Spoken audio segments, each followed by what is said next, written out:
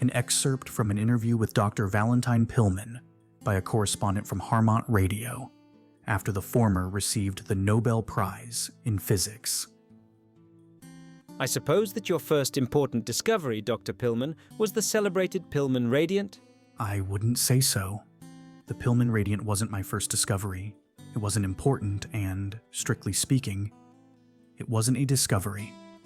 It's not entirely mine either. Doctor, you must be joking. Everyone knows about the Pillman radiant, even school children. That's no surprise. As a matter of fact, it was discovered by a schoolboy. I'd tell you his name, but unfortunately, it has slipped my mind. Take a look in Stetson's History of the Visit. He's an excellent source on the subject. Yes, the radiant was discovered by a schoolboy. The coordinates were published by a college student, and yet it was named after me. Ah, yes. You never can tell who'll get credit for a discovery. Could you please explain to our listeners? Of course. The Pillman radiant is really very simple. Imagine taking a large globe, giving it a good spin, then firing a few rounds at it. The bullet holes on the globe would fall on a certain smooth curve. The crux of my so-called important discovery is the following simple observation. All 6 visit zones are positioned on the surface of the planet, like bullet holes made by a gun located somewhere between Earth and Deneb. Deneb is the alpha star of Cygnus, while the Pillman radiant is just our name for the point in space from which, so to speak, the shots were fired. Thank you, Doctor. Finally, a clear explanation of the Pillman radiant. By the way, the day before yesterday was the 13th anniversary of the visit. Would you like to say a couple of words on the subject? What would your listeners like to know? Keep in mind, I wasn't in Harmont at the time. That makes us all the more interested in what you thought when you heard that your hometown was invaded by a highly advanced alien civilization. To be honest, at first I assumed it was a hoax. I couldn't imagine anything like that happening in our little town. Western Siberia, Uganda, the South Atlantic. Even those seemed possible. But Harmont? But eventually, you had to believe. Eventually, yes. And then? I suddenly realized that Harmont and the other 5 zones, actually, pardon me, we only knew about 4 at the time. I noticed that they lay on a very smooth curve. So I calculated the coordinates of the radiant and sent it to nature. And you weren't at all worried about the fate of your hometown? Well, by then, I believed in the visit, but I simply couldn't force myself to swallow the hysterical articles about burning neighborhoods, monsters that devoured exclusively women and children, and bloody struggles between the invincible aliens and the doomed yet heroic units of the Royal Armored Corps. I have to admit, you were right. Our fellow journalists sure made a mess of things. But let us return to science. Have you made other discoveries related to the visit? Was the Pillman radiant the first of many? It was my first and last discovery. But you've probably been carefully following the progress of international research in the visit zones? Yes, I periodically flip through the reports.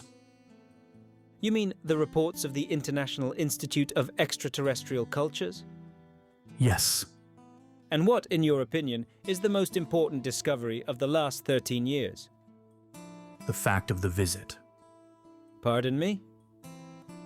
The fact of the visit is not only the most important discovery of the last 13 years, it's the most important discovery in human history. It doesn't matter who these aliens were. It doesn't matter where they came from, why they came, why they left so quickly, or where they vanished to since. What matters is that we now know for sure. Humanity is not alone in the universe. I'm afraid the Institute of Extraterrestrial Cultures could never make a more fundamental discovery. That's incredibly interesting, but actually I was referring to technological discoveries. Discoveries that our Earth engineers can use. After all, many distinguished scientists believe that the items we found could completely change the course of human history. I'm afraid I don't belong to their number. and I'm not an expert on specific discoveries. But for the last 2 years, you've acted as a consultant to the UN Commission on the problems of the visit. That's correct. But I'm not involved in the research on extraterrestrial culture.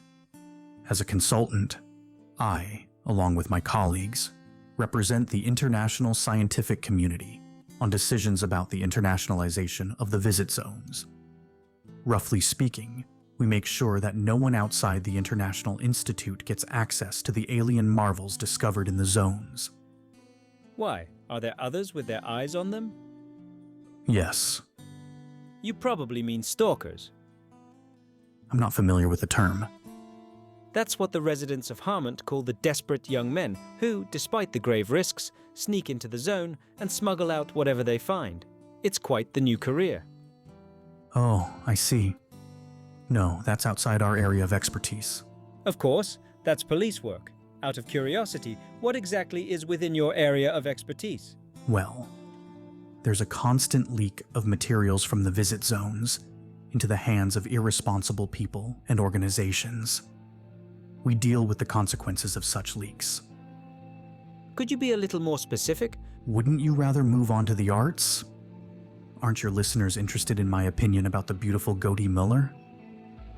Of course. But first, let's finish up with science.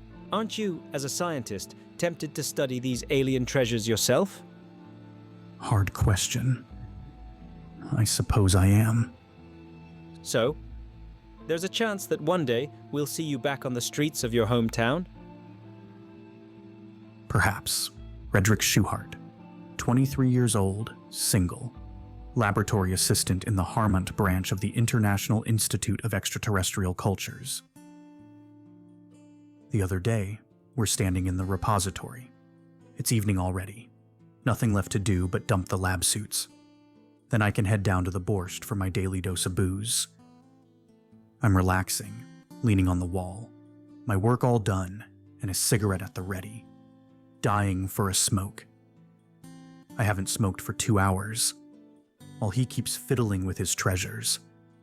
One safe is loaded, locked and sealed shut, and he's loading yet another one, taking the empties from our transporter, inspecting each one from every angle. And they are heavy bastards, by the way, 14 pounds each, and, grunting slightly, carefully depositing them on the shelf.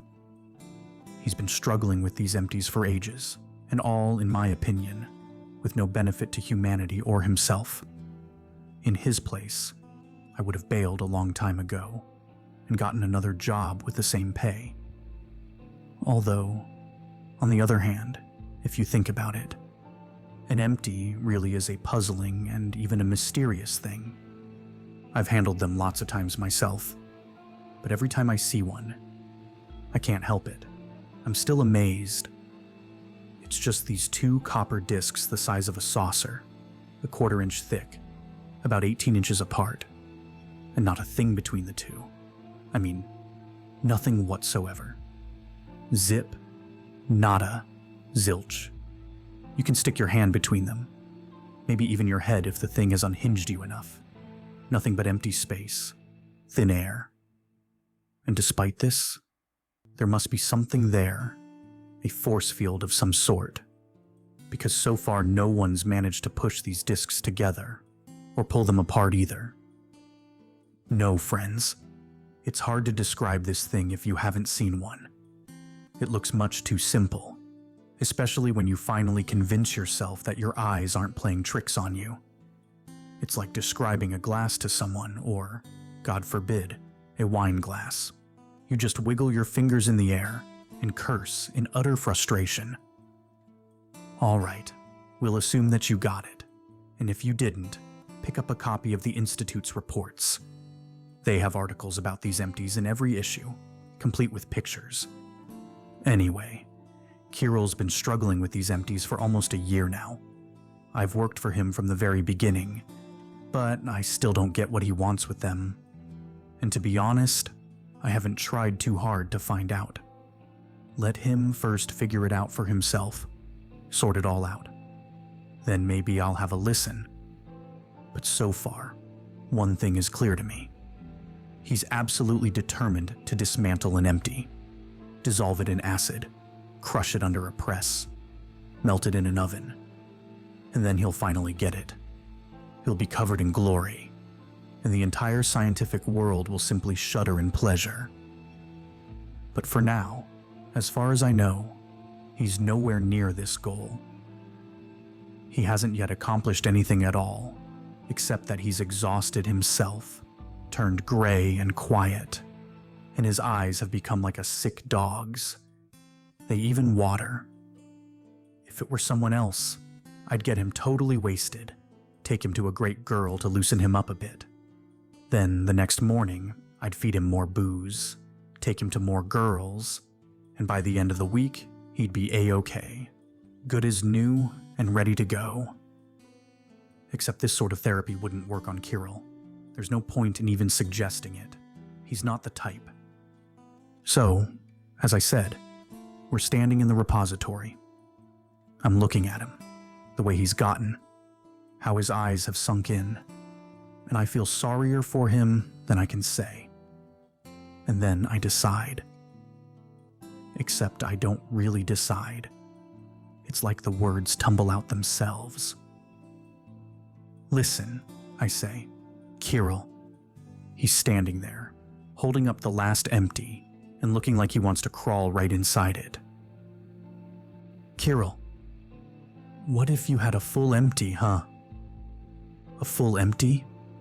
He repeats, knitting his brows like I'm speaking Greek. Yeah, I say. It's your hydromagnetic trap. What's it called? Object 77B. Only with some shit inside. Blue stuff.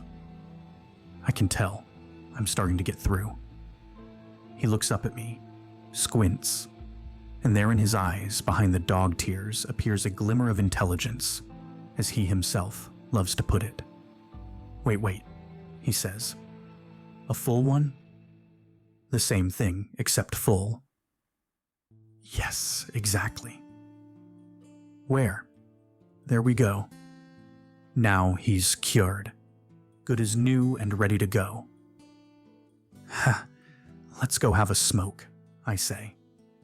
He promptly stuffs the empty into the safe, slams the door, gives the lock 3.5 turns, and comes back with me to the lab. For an empty, Ernest would give $400 in cash, and I could bleed the bastard dry for a full one. But believe it or not, that doesn't even cross my mind, because in my hands, Kirill has come to life again. He's buzzing with energy, almost bursting into song, bounding down the stairs 4 at a time, not letting a guy light his cigarette. Anyway, I tell him everything, what it looks like, and where it is, and how to best get at it. He immediately takes out a map, finds this garage, puts his finger on it, gives me a long look, and, of course, immediately figures me out. But then that isn't so hard. You're such a devil, Red, he says, smiling at me. Well, let's get this over with. We'll go first thing tomorrow morning. I'll request a hoverboot and a pass at 9, and by 10 we'll be off. All right? Yeah, all right, I say. And who else will we take? What do we need another guy for? No way, I say. This is no picnic. What if something happens to you? It's the zone. Gotta follow the rules. He gives a short laugh and shrugs. Up to you. You know better. No shit. Of course, that was him being generous. Who needs another guy? We'll go by ourselves. We'll keep the whole thing dark, and no one will suspect a thing. Except I know that the guys from the Institute don't go into the zone in pairs. They have an unwritten rule around here. 2 guys do all the work, while the third one watches, and when they ask later, he vouches there was no funny business. If it were up to me, I'd take Austin, Kirill says. But you probably don't want him. Or would he do? No, I say. Anyone but him. You'll take Austin another time. Austin isn't a bad guy. He's got the right mix of courage and cowardice. But I think he's already doomed.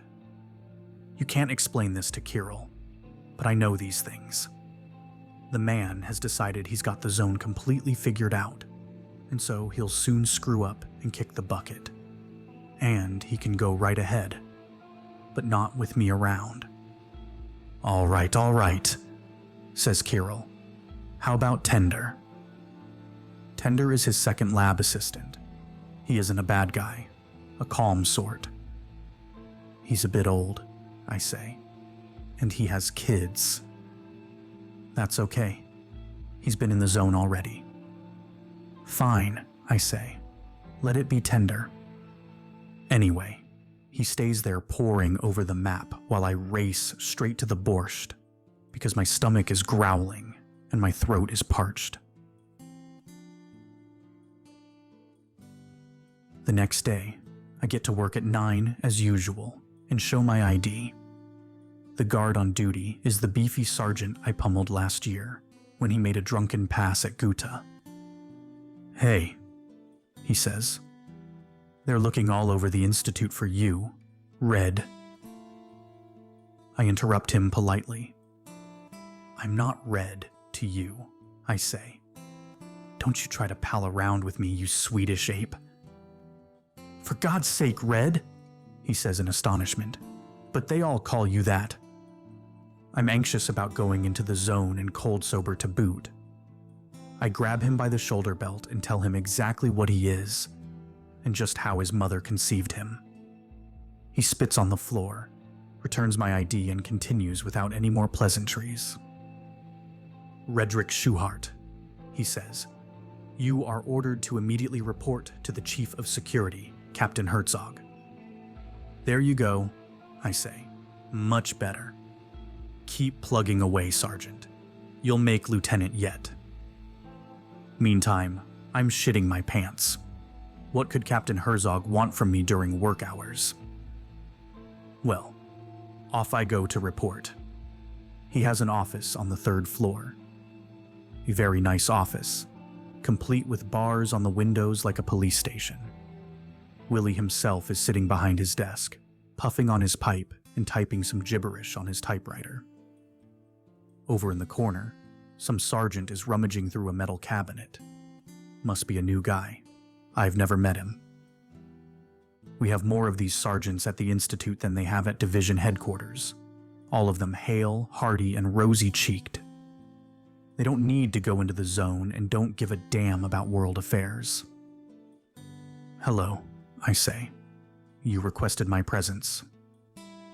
Willie looks at me like I'm not there, pushes away his typewriter, puts an enormous file in front of him, and starts flipping through it. Red Schuhart, he says. That's my name, I answer, feeling an urge to burst into nervous laughter. How long have you worked at the Institute? 2 years, going on the 3rd.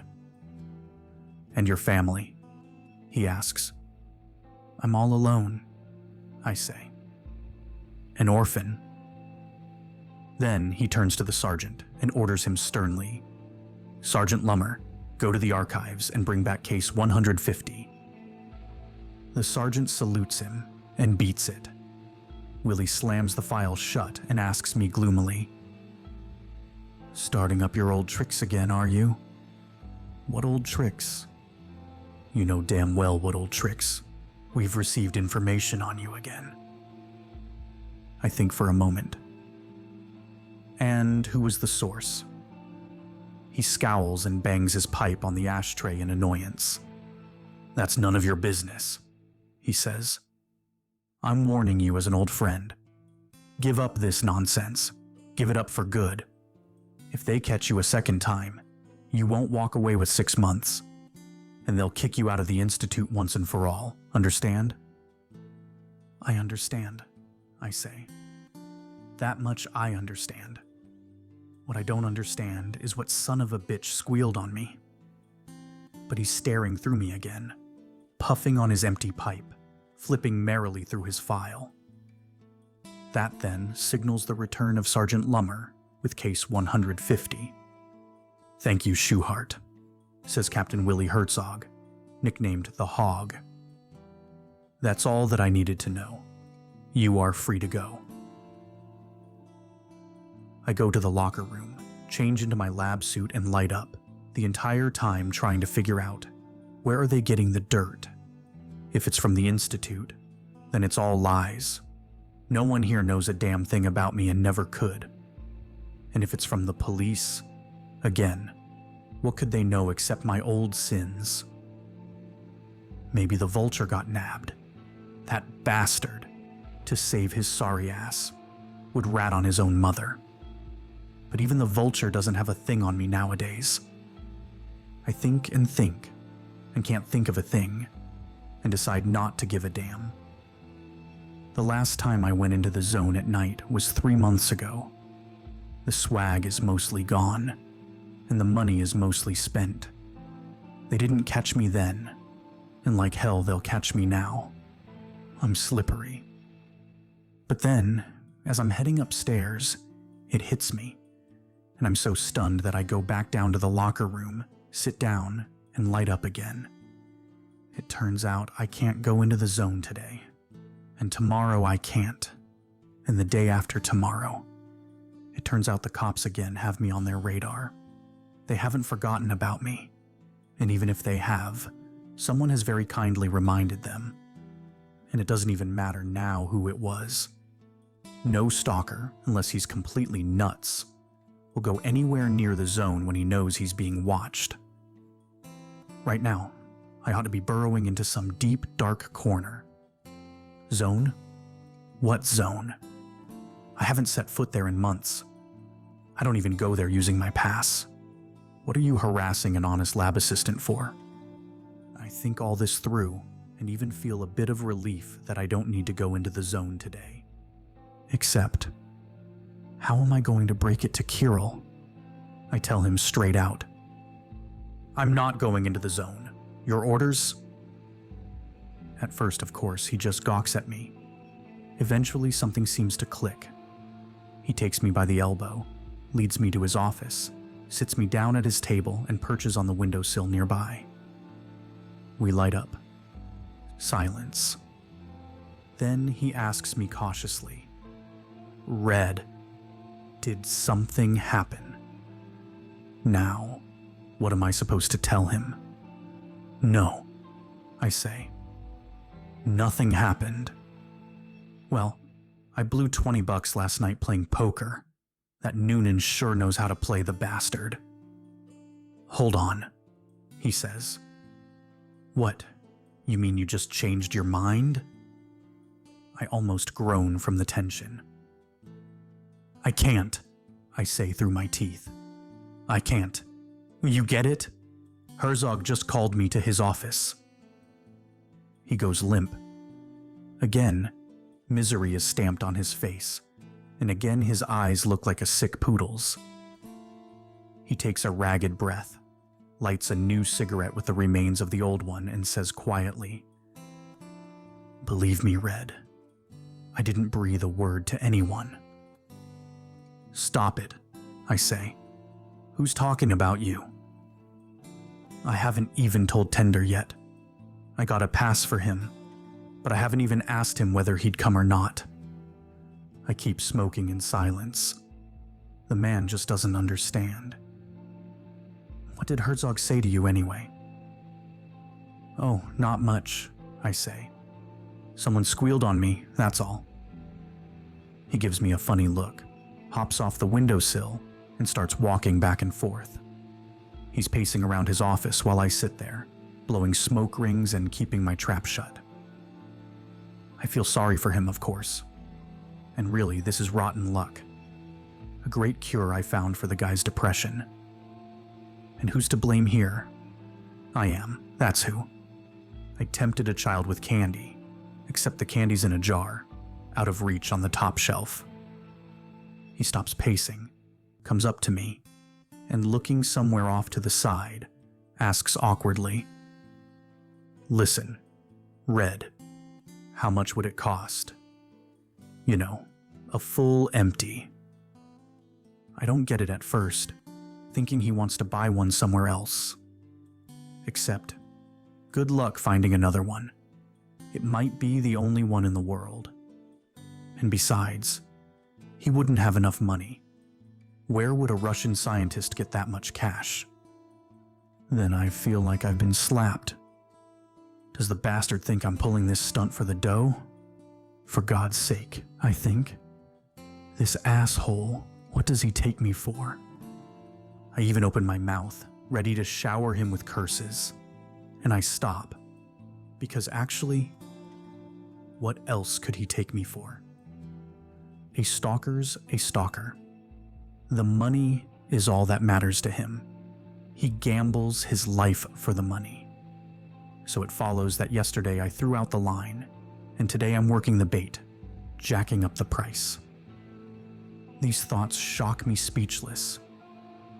Meanwhile, he keeps staring at me intently, and in his eyes I don't see contempt, only a kind of compassion.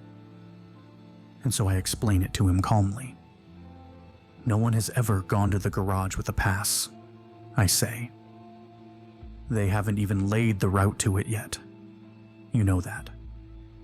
So here we are coming back, and your tender starts bragging how we made straight for the garage, took what we needed, and returned immediately, as if we went to the warehouse.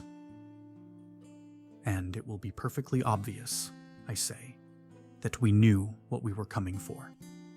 That means that someone was guiding us. And which one of us three it was? That's a real tough one. You understand how this looks for me. I finish my little speech, and we silently look each other in the eye.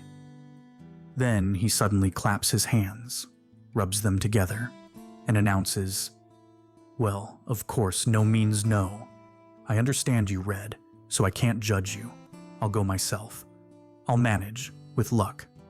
Not my first time." He spreads the map on the windowsill, leans on his hands, hunches over it, and all his good cheer evaporates before my eyes. I hear him mumble. 390 feet, or even 400, and a bit more in the garage. No, I won't take tender. What do you think, Red? Maybe I shouldn't take tender. He has 2 kids, after all. They won't let you out on your own, I say. Don't worry, they will, he says, still mumbling. He lifts his gaze from the map and stares out the window. And I stare out the window too. There, beyond the thick leaded glass, is our zone. Right there, almost within reach. Tiny and toy-like from the 13th floor. If you take a quick look at it, everything seems okay. The sun shines there just like it's supposed to, and it seems as if nothing's changed, as if everything's the same as 13 years ago. My old man, rest his soul, could take a look and see nothing out of place. Might only wonder why there isn't smoke coming from the factories. Maybe there is a strike going on. Yellow ore in conical mounds, blast furnaces gleaming in the sun, rails, rails, and more rails. On the rails, a locomotive. In short, the typical industrial landscape. Except there's no one around. No one living, no one dead. Ah, and there's the garage. A long gray tube, the gates wide open, and trucks standing next to it on the lot. 13 years they've stood, and nothing's happened to them. God help you if you ever pass between those vehicles. You must always go around. There's a useful crack in the pavement there, if it hasn't filled with brambles. These eggheads are making progress after all. Look, they've laid a route all the way to the dump, and a clever route at that. And yeah, there it is. The ditch where the slug kicked the bucket. All of 6 feet away from their route. And Knuckles kept telling the slug, "You idiot! Stay away from those ditches or there will be nothing left to bury."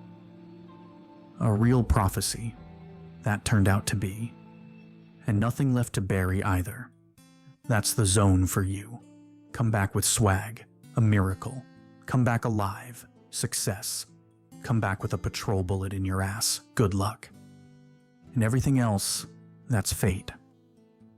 I take a look at Kirill and see that he's watching me out of the corner of his eye. And the look on his face makes me do another 180. Screw them, I think. Let them all rot in hell. What can those toads do to me after all? He doesn't need to say a thing, but he does. Laboratory Assistant Schuhart, he says. From official, and I emphasize, official, sources I have received information suggesting that the inspection of the garage may be of great value to world science. I propose we inspect the garage. A bonus paycheck is guaranteed. And he's grinning from ear to ear. What official sources? I ask, grinning like an idiot myself. These are confidential sources, he answers. But I am authorized to tell you. Here he stops grinning and frowns. Dr. Douglas. Ah, I say, from Dr. Douglas. And which Dr. Douglas is that? Sam Douglas, he says dryly. He perished last year. My skin crawls. For God's sake, who talks about these things before setting out? These eggheads never have a grain of sense. I jab my cigarette butt into the ashtray. I sigh heavily. Fine. Where's your tender? How long do we have to wait for him? Anyway, we drop the topic. Kirill calls PPS and orders us a hover boot while I take a look at their map. It's not bad at all. Made from a highly magnified aerial photograph. You can even make out the ridges on the tire lying next to the garage gates. If we stalkers had maps like this, then again, much good it'd do at night, when you're showing your ass to the stars and can't see your own two hands. And here Tender shows up, red in the face, puffing and panting. His daughter got sick. He had to go fetch the doctor. He apologizes for being late. Well, we handed him quite the gift. A trip to the zone. At first he almost forgets to puff and pant, the poor guy. What do you mean, the zone? He says. Why me?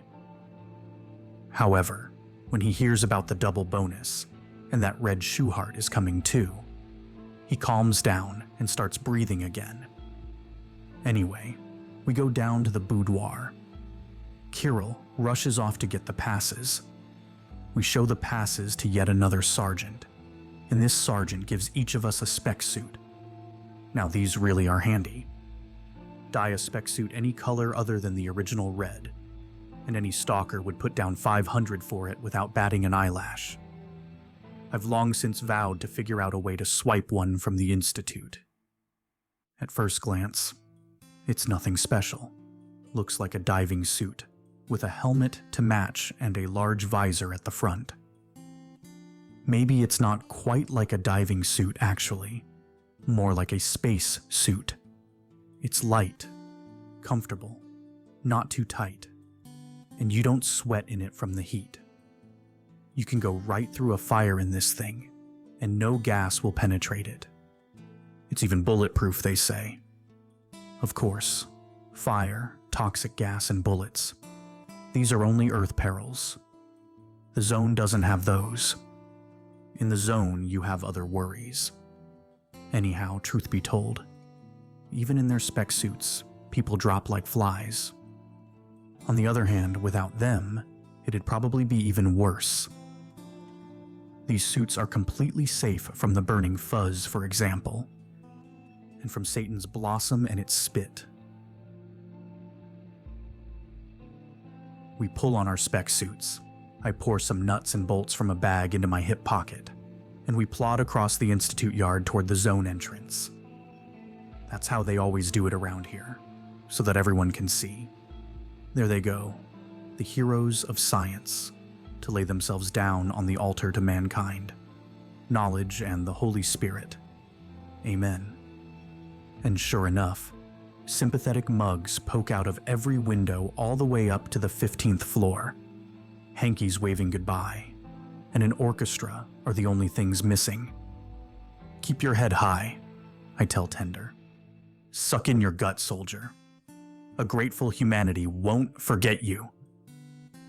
He gives me a look, and I see that he's in no mood for jokes. He's right. This is no joke.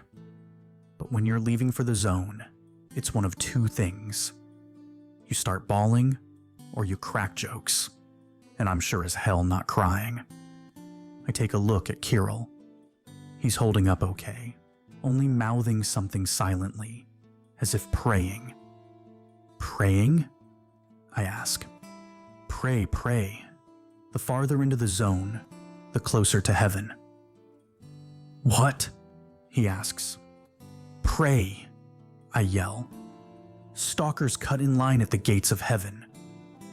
And he suddenly smiles and pats me on the back, as if to say, nothing will happen as long as you are with me. And if it does, well, we only die once. God, he's a funny guy. We hand our passes over to the last soldier. This time, for a change of pace, he happens to be a lieutenant. I know him. His pop sells cemetery fencing in Rexopolis. And there's the hover boot waiting for us. The guys from PPS have flown it over and left it at the checkpoint. Everyone is gathered already. The ambulance and the firefighters and our valiant guards. The fearless rescuers. A bunch of overfed slackers with their helicopter. I wish to God I'd never set eyes on them. We climb into the boot. Kirill takes the controls and looks at me. Well, Red, he says. Your orders? I slowly lower the spec suit zipper on my chest, pull out a flask, take a long sip, screw the lid back on, and put the flask back. I can't do without this. God knows how many times I've been in the zone, but without it, no way, can't do it. They're both looking at me and waiting. All right, I say. I'm not offering you any, since this is our first time going in together, and I don't know how the stuff affects you. Here is how we'll do things. Everything I say will be carried out immediately and unconditionally. If someone hesitates or starts asking questions, I'll hit whatever is in reach. My apologies in advance. For example, say I order you, Mr. Tender, to walk on your hands. And at that very moment, you, Mr. Tender, must stick your fat ass up in the air and do as you are told. And if you don't do as you are told, you may never see your sick daughter again. Got it? But I'll take care that you do see her. Just don't forget to give the orders, Red, croaks Tender, who is completely red, sweating already and smacking his lips. I'll walk on my teeth. Never mind my hands. I'm no novice. You are both novices to me, I say. And I won't forget the orders, don't you worry. Oh, just in case. Do you know how to drive a boot? He knows how, says Kirill. He's good at it. Glad to hear, I say. Then we're off. Lower your visors. Low speed along the marked route, altitude 9 feet. At the 27th marker, stop. Kirill lifts the boot to 9 feet and puts it in low gear, while I discreetly turn my head and blow over my left shoulder for luck. Looking back, I see our guards, the rescuers, are clambering into their helicopter. The firefighters are standing up in respect. The lieutenant at the door of the checkpoint is saluting us. The idiot. And above them all, an immense banner, already faded, says, "Welcome to Earth, dear aliens." Tender made a move to wave them all goodbye, but I gave him a sharp nudge in the ribs to knock the ceremonies out of him. And then, we were off. To the right of us is the Institute, to the left, the Plague Quarter, and we're gliding from marker to marker down the middle of the street. Lord, It's been a while since anyone's walked or driven here. The pavement's all cracked, grass has grown through the crevices. But here at least, it's still our human grass. On the sidewalk, to the left, the black brambles begin. And from this we see how well the zone sets itself apart. The black thicket along the road looks almost mowed. No, these aliens must have been decent guys. They left a hell of a mess, of course, but at least they put clear bounds on their crap. Even the burning fuzz doesn't make it over to our side, though you'd think the wind would carry it around all four directions. The houses in the plague quarter are peeling and lifeless, but the windows are mostly intact, only so dirty that they look opaque. Now at night, when you crawl by, you can see the glow inside, as if alcohol were burning in bluish tongues. That's the hell slime radiating from the basement. But mostly, it looks like an ordinary neighborhood, with ordinary houses. Nothing special about it except that there are no people around. By the way, in this brick building over here lived our math teacher, the comma. He was a pain in the ass and a loser. His second wife left him right before the visit, and his daughter had a cataract in one eye. I remember we used to tease her to tears. During the initial panic, he ran in nothing but underwear all the way to the bridge, like his neighbors. Ran for 4 miles nonstop. After that, he got a bad case of the plague, which peeled his skin and nails right off. Almost everyone who lived here got the plague. A few died, but mostly old folks, and not all of them either. I, for one, think it wasn't the plague that did them in, but sheer terror. Now, in those 3 neighborhoods over there, people have gone blind. That's what people call them nowadays. The first blind quarter, the second blind quarter. They didn't go completely blind, but rather got something resembling night blindness. Strangely, they say they weren't blinded by a flash of light, though it said there were some bright flashes, but by an awful noise. It thundered so loudly, they say, that they instantly went blind. Doctors tell them, that's impossible. You can't be remembering right. They insist there was thunder, from which they went blind. And by the way, no one else heard any thunder at all. Yeah, it looks like nothing happened here. That glass kiosk over there doesn't have a single scratch on it. And look at that stroller near the gates. Even the linen in it looks clean. Only the TV antennas give the place away. They're overgrown with wispy hairs. Our eggheads have long been hankering after these antennas. They'd like to know, you see, what this hair is. We don't have it anywhere else. Only in the plague quarter. And only on the antennas. But most important, it's right here, beneath our very own windows. Last year, they got an idea. Lowered an anchor from a helicopter and hooked a clump of hair. They gave it a pull. Suddenly, a psst. We looked down and saw that the antenna was smoking, the anchor was smoking, even the cable itself was smoking. And not just smoking, but hissing poisonously, like a rattlesnake. Well, the pilot, never mind that he was a lieutenant, quickly figured out what's what, dumped the cable and hightailed it out of there. There it is, their cable, hanging down almost to the ground and covered with hair. We glide slowly to the end of the street, at the bend. Kirill looks at me. Should I turn? I wave him on. Our boot turns and drifts in lowest gear over the last few feet of human land. The sidewalk's getting closer and closer. There's the shadow of the boot inching over the brambles. Here it is, the zone. And instantly, a chill runs down my spine. I feel it every time, but I still don't know whether it's the zone greeting me or a stalker's nerves acting up. Every time I figure I'll go back and ask others if they feel it too, And every time, I forget. All right, so we're drifting peacefully above the abandoned gardens. The motor under our feet is humming steadily and calmly. It doesn't care. Nothing can hurt it. And here, my tender cracks. We don't even make it to the first marker before he starts babbling. You know, the way novices babble in the zone. His teeth are chattering.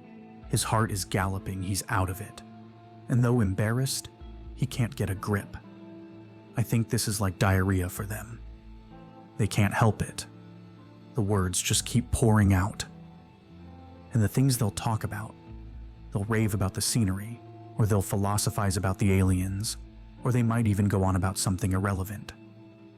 Like our tender here. He's started in on his new suit, and now just can't shut up about it. How much it cost, the fine wool it's made of, and how the tailor changed the buttons for him. Be quiet, I say. He gives me a sad look, smacks his lips, and goes on again, now about the silk he needed for the lining. Meanwhile, the gardens are ending. We're already above the clay wasteland that used to be the town dump, and I notice a breeze. There was no wind a moment ago, but suddenly there's a breeze. Dust clouds are swirling, and I think I hear something. Quiet, asshole, I tell Tender. No, he just can't shut up. Now he's going on about the horsehair. All right. No help for it then. Stop, I tell Kirill. He stops immediately. Quick reaction. Good man. I take Tender by the shoulder, turn him toward me, and smack him hard on his visor. He slams nose first into the glass, poor guy, closes his eyes, and shuts up. And as soon as he quiets down, I hear it. Crack, crack, crack! Crack, crack, crack! Kirill is looking at me, jaws clenched, teeth bared. I hold up my hand. Don't move. For God's sake, please don't move. But he also hears the crackling and, like any novice, feels the need to immediately do something. Go back, he whispers. I desperately shake my head and wave my fist right in his visor. Cut that out. For God's sake, you never know which way to look with these novices. At the zone or at them.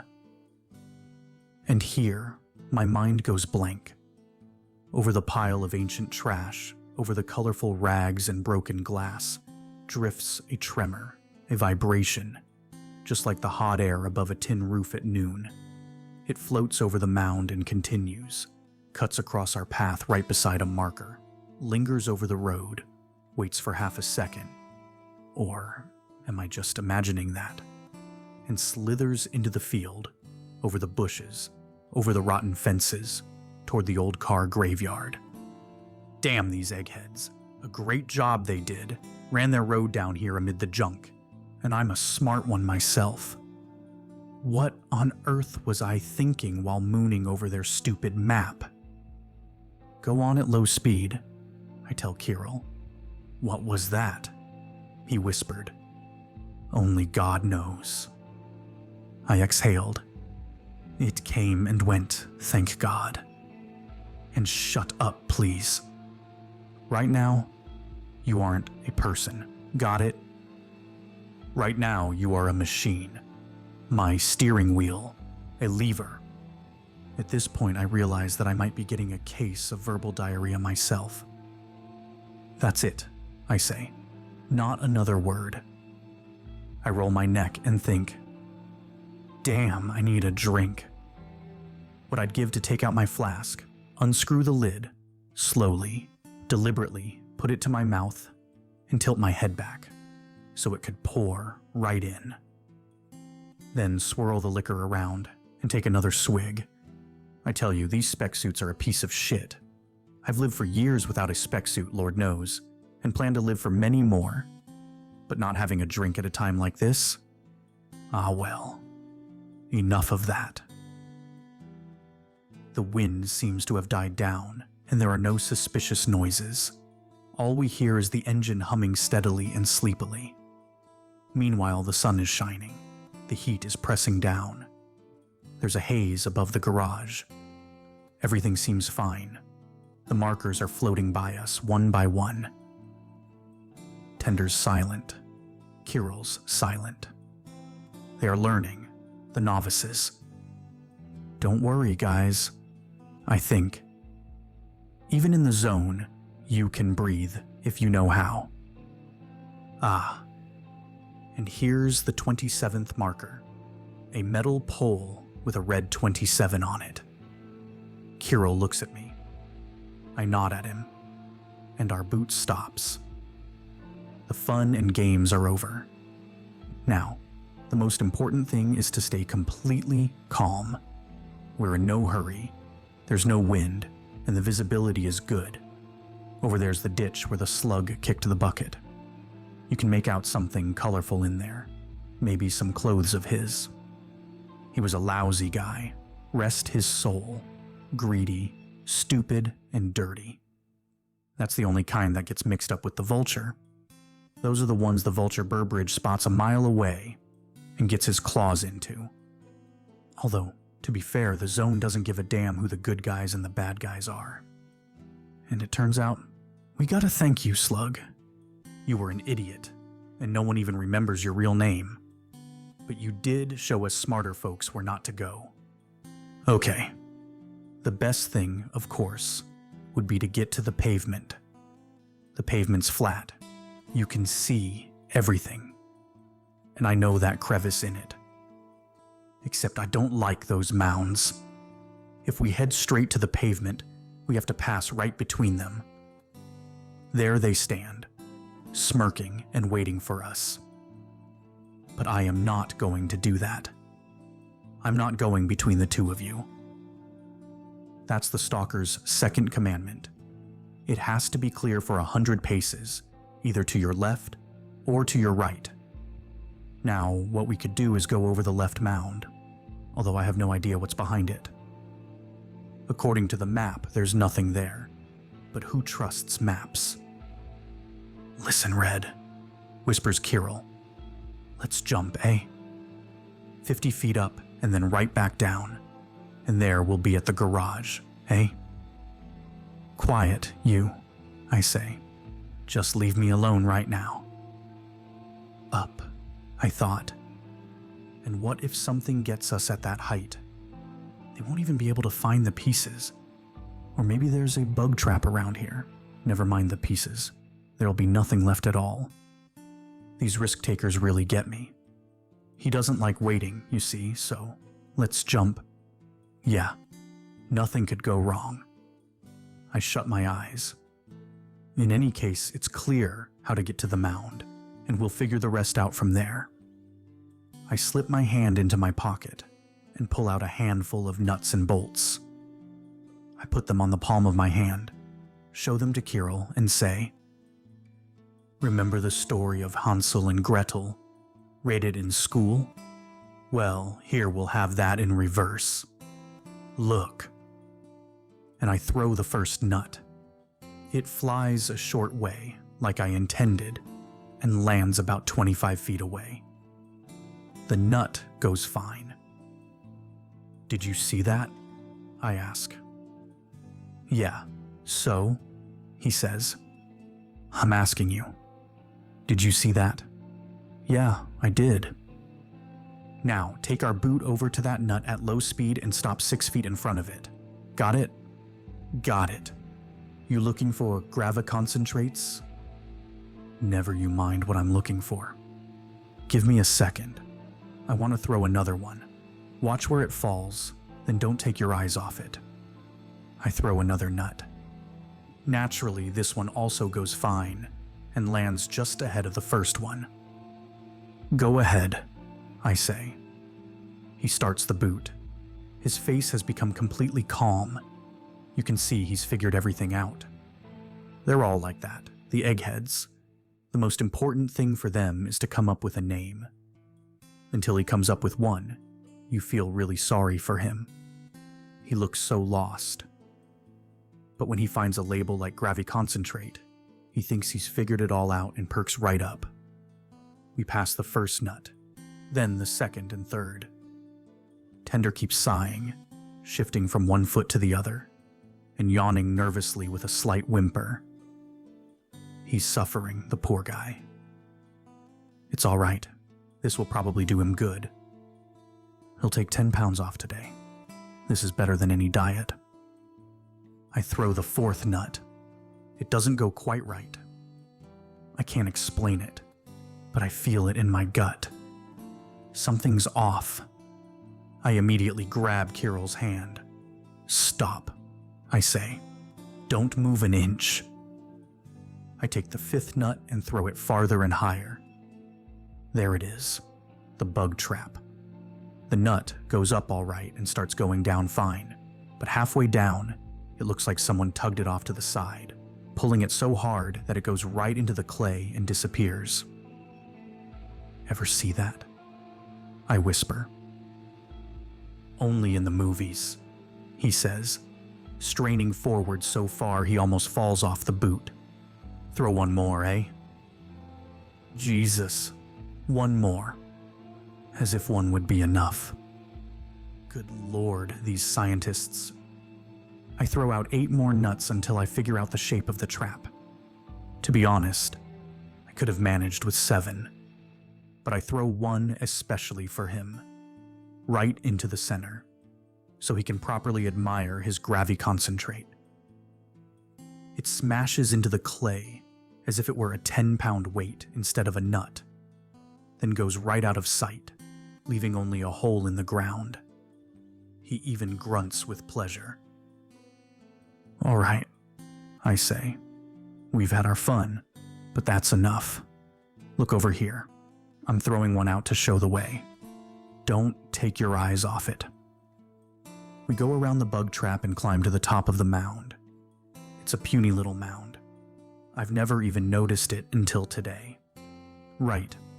Oh, we're hanging above the mound. The pavement is a stone's throw away, at most 20 paces from here. Everything's visible. You can make out every blade of grass, every little crack in the ground. It ought to be smooth sailing from here. Just throw the nut and get on with it. I raise my arm, but I can't throw the nut. I don't understand what's happening to me, but I just can't force myself to throw it.